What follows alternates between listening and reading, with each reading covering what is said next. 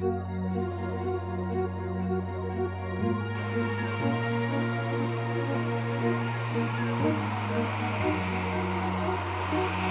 our exercise here is to strengthen the relationship between ourselves and the Finnish Air Force. It also gives us a chance to train and operate with another Air Force very similar to ourselves through combat manoeuvres, basic fighting manoeuvres, but also larger scale exercises including ourselves, the Finns and also the Swedes coming to assist as well.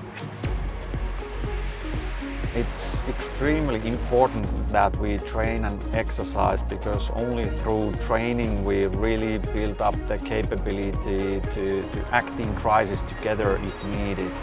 So as we say, you train as you fight and you fight as you train.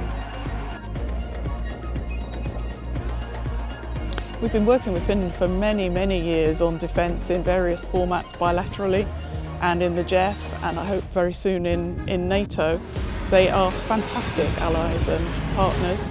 There's a huge amount that we can learn from them, and also just really good experience for us in coming to different places, working in different terrains, making sure we're interoperable with different air forces, different aircraft.